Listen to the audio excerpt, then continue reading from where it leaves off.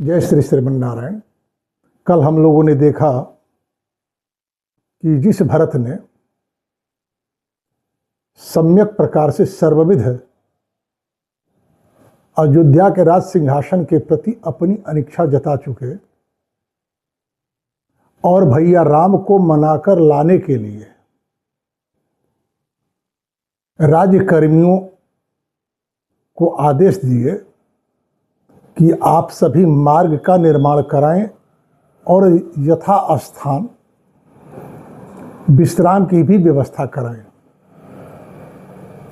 ताकि हमारे साथ अयोध्या के चलने वाले सम्माननीय वृद्ध बालक और महिलाओं को यात्रा जनित थकान से विश्राम मिल सके। उस भरत को फिर एक बार महर्षि वशिष्ठ न्यायशील ब्राह्मण, शूर क्षत्रिय, सामंत और अयोध्या का हित चाहने वाले चतुर्वर्ण के महिम लोगों के सामने बुलवाए और फिर एक बार महर्षि वशिष्ठ ने कहा कि भरत, इस राज्य को आप स्वीकार कर लो, इससे सारे आमत्यों को प्रसन्नता होगी कि यह राज्य आपके लिए आपके पिता महाराज दशरथ और स्वयं आपके भाई राम ने प्रदान की है।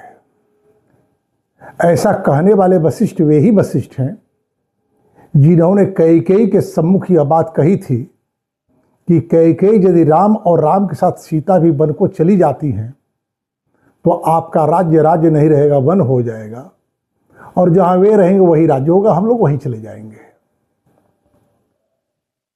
आज वशिष्ठ न चाह करके भी भरत को राज्य स्वीकार करने के लिए निवेदन कर रहे हैं कि युधाजित अयोध्या में आ चुके हैं। यह आयोजन उनके आग्रह पर हुआ है। बड़े स्पष्ट शब्दों में भरत जी महर्षि वशिष्ठ से निवेदन करते हैं कि महर्षि, आप तो धर्म के तत्व को जानने वाले हैं। भला दशरथ का पुत्र मैं अपने बड़े भाई के स्वत्व राज्य का हरण कैसे कर सकता हूं? आपको कुछ भी नहीं कहना चाहिए, किसी के प्रभाव में आकर आपको धर्म के तत्वों की अवज्ञा नहीं करनी चाहिए। आपको वही कहना चाहिए जो धर्म सम्मत हो। नीति और परंपरा ही धर्म होती है। नीति कहती है और परंपरा भी कहती है कि हमारे वंश परंपरा का जो कुलागत अनुशासन है उसके अनुसार बड़े भाई को ही राज्य पर अधिष्ठित होना चाहिए और हम सबों को उनकी सेवा करनी चाहिए। हमने मार्ग निर्माण के लिए राज्यकर्मियों को निर्देश दिए। सवैतनिक और अवैतनिक श्रमिकों ने पूरे मनोयोग के साथ मार्ग का निर्माण कर दिया। अब तो यात्रा के संबंध में बात करनी है। मैं तो समझा था कि कैसे चला जाए, कब चला जाए, इस विषय पर आप मुझसे आदेश देने के लिए बुलाए होंगे, लेकिन यहां तो मैं दूसरी बात देख रहा हूं। अब यह बात स्पष्ट हो गई युधाजित के सम्मुख भी कि भरत के विचार को अब पुनः परिवर्तित करना संभव नहीं है। जिस भरत को उसके बाल्यकाल से अयोध्या के राज सिंहासन का अधिकारी सिद्ध करने का प्रयत्न किया गया, प्रेरित किया गया, उस प्रेरणा का प्रभाव भरत के ऊपर पड़ा भी, परंतु लोक अपकीर्ति के भय की आशंका भरत के भीतर एक चैतन्य परिवर्तन कर दी। गीता में भगवान श्री कृष्ण कहते हैं अर्जुन से कि अर्जुन, कोई चाहे कितना भी बड़ा दुराचारी क्यों न रहा हो, यदि वह भक्ति की ओर प्रवृत्त हो जाए तो उसे साधु के समान ही स्वीकार करना चाहिए। जिस कैकेयी ने भारत के भीतर अयोध्या राजपद पाने की महत्वाकांक्षा को प्रेरित की थी, उसी कैकेयी के कारण भारत के विचारों का शोधन हुआ। भला कोई व्यक्ति ऐसे राज्य को कैसे स्वीकार कर सकता है जिसके संबंध में समाज में यह प्रचलित बात हो कि इसके कारण इसके बड़े भाई को वन भेज दिया गया और इसके पिता मृत्यु को प्राप्त हो गए। उस राज्य को पाकर कौन सा सुख मिलेगा, कैसी शांति मिलेगी। युधाजीत जाकर कैकेयी को भारत के स्थिर निर्णय के संबंध में बतलाया। कैकेयी भी सोची कि राज सत्ता के सापेक्ष होने से ही हमारा भविष्य सुरक्षित हो सकता है। जिस भय की आशंका से राम को वन भेजने की योजना बनाई कैकेयी, अब राम ही उस भय से कैकेयी को बचा सकते हैं, कैकेयी भी समझ ली। यात्रा जब आरंभ हुई तो कैकेयी आगे आगे चली। कैकेयी च सुमित्रा च कौशल्या च यशस्विनी रामानयन संतुष्टा ययुर्यानेन भास्वता। कैकेयी आगे बढ़कर उस यान पर आरूढ़ हो गई जो जिस यान से बन जाना था राम को बुलाने के लिए। सुमित्रा और कौशल्या ये तीनों उसी यान पर चढ़ी और सुशोभित होने लगी। और कौन कौन लोग गए? महाराज, दुख होता है भारत की जिस संस्कृति में हम पले और बढ़े हैं, उस भारत की संस्कृति को छोड़कर यदि हमारे विचारों का निर्माण किया जाए, परिवर्तन करने का प्रयास किया जाए, तो भारत की सुख शांति और समृद्धि समाप्त हो जाएगी। भारत के वर्तमान प्रधानमंत्री बार बार यह कहा करते हैं कि मैं भारत के 140 करोड़ लोगों का प्रतिनिधित्व, उनका आशीर्वाद मुझे प्राप्त है। इस 140 करोड़ की जनसंख्या में वो एक बार भी नहीं कहते कि कौन शूद्र है, कौन ब्राह्मण है, कौन क्षत्रिय है, कौन वैश्य है। सबको केवल और केवल भारतीय कहते हैं। उस भारतीयों के बीच में जातीय आधार पर, वर्ण के आधार पर, कर्म के आधार पर जब सरकार के अंग ही नीति बनाने लगे विभेदकारी, फिर हमारे यशस्वी प्रधानमंत्री को यह कहने का अधिकार कैसे प्राप्त होगा कि वे 140 करोड़ भारतीयों का आशीर्वचन प्राप्त किए हुए हैं? निश्चित रूप से जिस तरह कैकेयी महाराज दशरथ को अत्यंत प्रिय होकर के अयोध्या राज प्रसाद में आई और महाराज दशरथ के अधिकाधिक प्रेम की अधिकारिणी बनी और उसी दशरथ के जीवन पर, अयोध्या के भविष्य पर संकट खड़ा कर दी, माननीय प्रधानमंत्री को इस बात का उद्भेदन करना होगा कि उनके विचारों से संपोषित सरकार के भीतर कौन ऐसे तत्व हैं जो यशस्वी प्रधानमंत्री के जस पर प्रश्न खड़ा करने का प्रयत्न कर रहे हैं। विद्यालयों में विद्यार्थी होते हैं, वहां जातियां नहीं होती। विद्यालयों के नियमों में जातीय आधार पर यदि न्याय करने के लिए, विचार करने के लिए नीति बनने लगे और जिस भारत का नौनिहाल, जिस भारत का युवक विद्यार्थी अपने अध्ययन काल से जातीय संकीर्णता के विचारों से प्रेरित हो, वो भारत के भविष्य का कैसा निर्माण करेगा? एक बार भारत के वर्तमान यशस्वी प्रधानमंत्री श्री नरेंद्र मोदी जी को इस पर विचार करना होगा। इन दिनों सोशल मीडिया पर यूजीसी को लेकर के जितनी बातें हमें सुनने को मिलती है,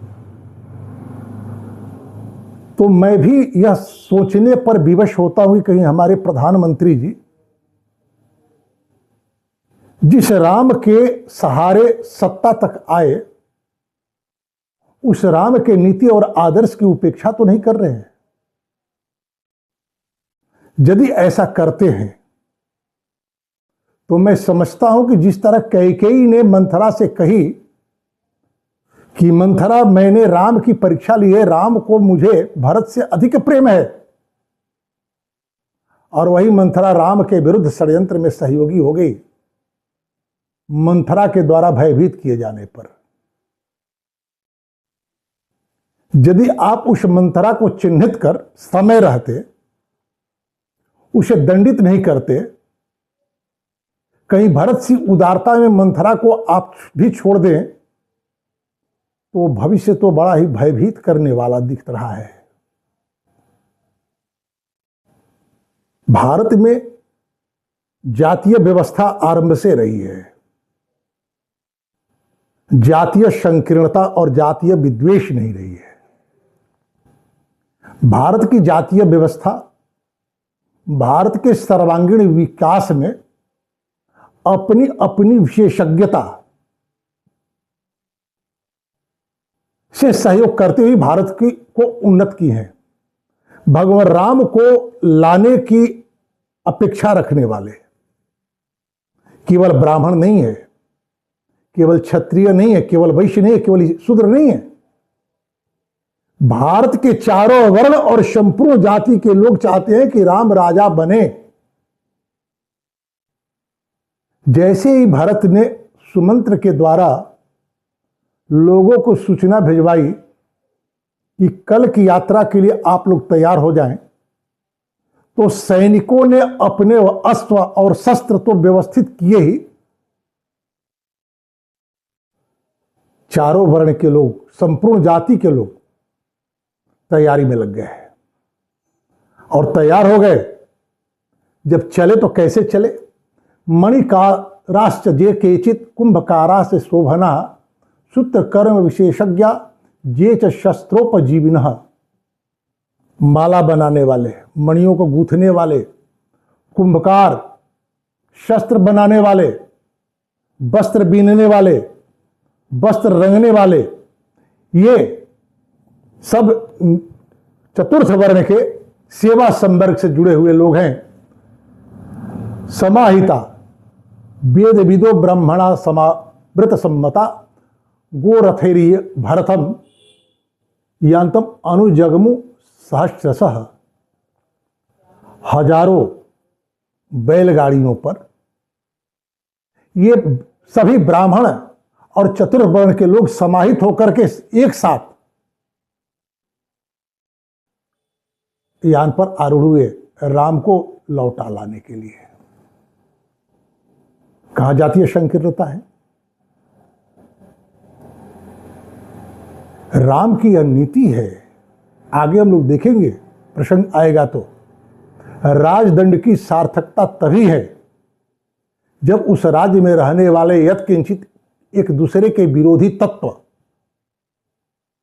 भी एक दूसरे का सहयोग पूर्वक, साहचर्य पूर्वक जीवन जीने को बाध्य हों। फिर यह क्यों आवश्यकता पड़ रही है? किसी एक जाति के एक वर्ण के लोगों के विकास के लिए एक वर्ण को पीछे कर दिया जाए? नहीं, किसी को पीछे करेंगे।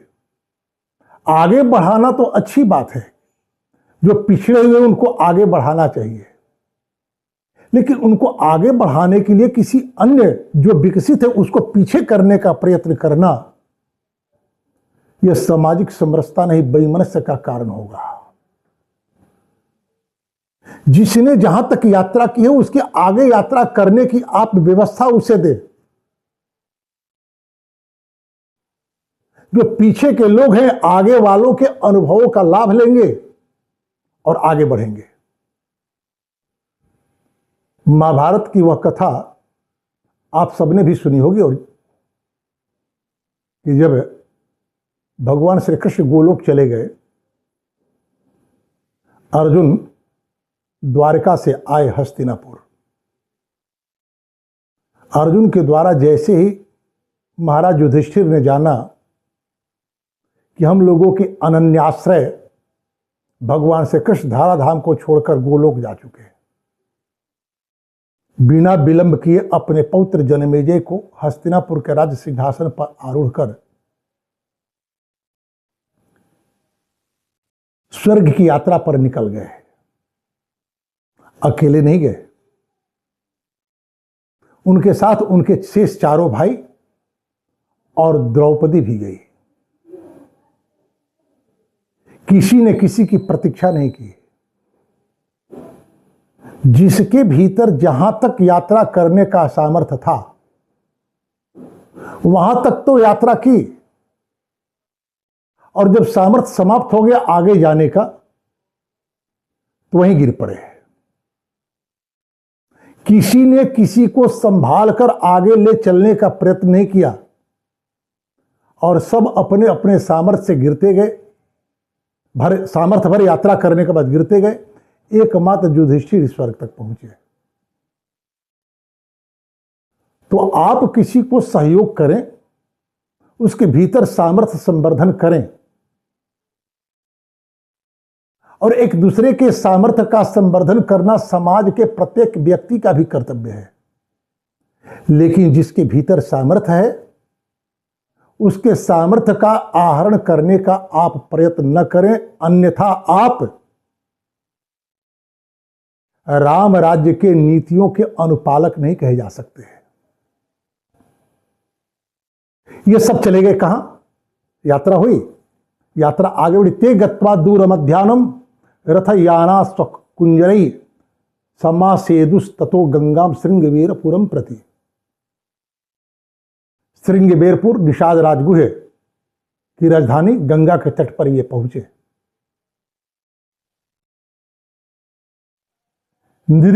निरीक्षानुत्थिता सेना ताम च गंगाम शिवोदकम भरत सचिवान सर्वान अब्रवीद वाक्य को विदः। लगातार यात्रा करने से सैनिक, हाथी, घोड़े सब थके हुए थे। भरत जी ने शिथिल पड़ी सेना को देखकर अपने सचिवों से कहे कि आज यहीं विश्राम करना चाहिए। सैनिकों के भीतर ऊर्जा का पुनः संचार होगा। और एक और उद्देश्य उन्होंने कहा कि आज यहां विश्राम करने का लाभ यह होगा कि कल प्रातः है दातुम च तावदिच्छामि स्वर्ग तस्य महीपते अर्धदेहा निमित्तार्थम अवतीर्थोदकम नदीम। इस देवपगा नदी गंगा में मैं अपने स्वर्ग गए हुए पिता के अर्धदेही के कल्याण के लिए जलांजलि दान भी कर लूंगा, यह भी लाभ होगा। शिविर वहां लगा दिया गया, सेना पड़ाव डाल दी। श्रृंगबेरपुर नरेश निषाद राजगुह ने देखा विशाल सेना और अयोध्या राज्य के राज चिन्ह से अंकित ध्वज को, विदार चिन्ह से अंकित ध्वज को। चिंता की रेखा गहरी हो गई। आपत सत्र का उन्होंने आयोजन किया गुप्त रूप से और अपनी आशंका जताई, बंध इष्यति वा पाशै अथवास्मान बधिष्यति। अनुदासरथिम रामम पित्रा राज्यात विवासितम। निषाद राजगुह ने कहा कि मुझे आशंका हो रही है इस सेना को देखकर कि कहीं हम सबको पास में बांधकर यह बध न कर दे। और जिस राम को महाराज दशरथ ने निकाला है